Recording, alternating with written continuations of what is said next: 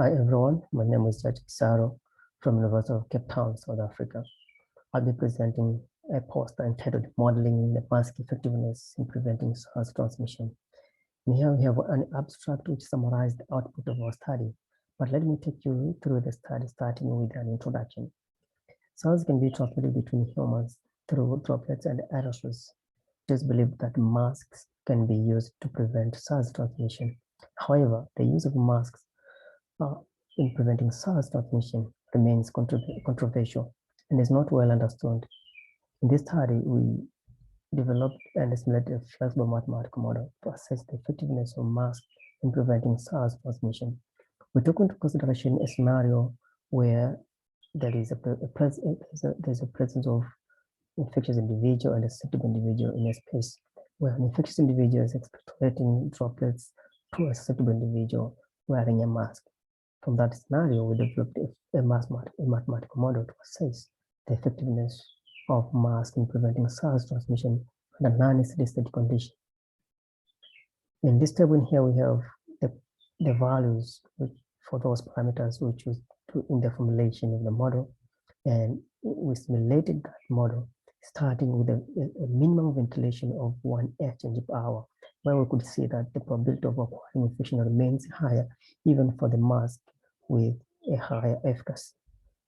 We increased the ventilation to 2.5 air change per hour, but we could observe that the probability of acquiring infection still remains higher even for masks with high efficacy.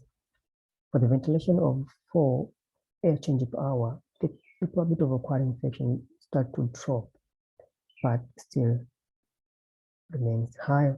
But when we increase the ventilation to 12, we could see that the probability of acquiring infection dropped to 0.2. In the scenario when we simulated the model, taking into consideration the specific volume, low specific volume of 2 meter cubic, we could see that the probability was very high compared to that of 80 meter cubic, where the probability dropped below 1.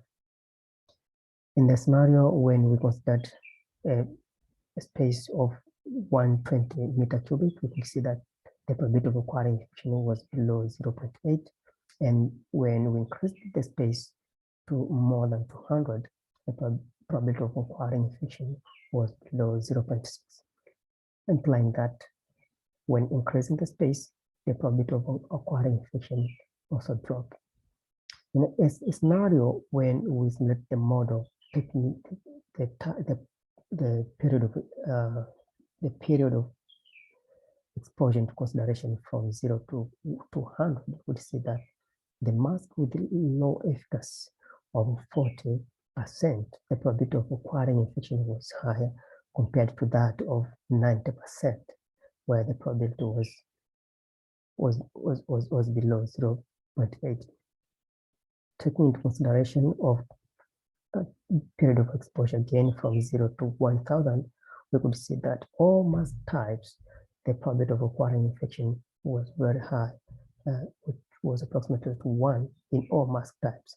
But the mask with a low efficacy of 40% reached 1 quicker compared to that of 90%. This means that the probability of acquiring infection depends on the ventilation, space volume, and the period of exposure.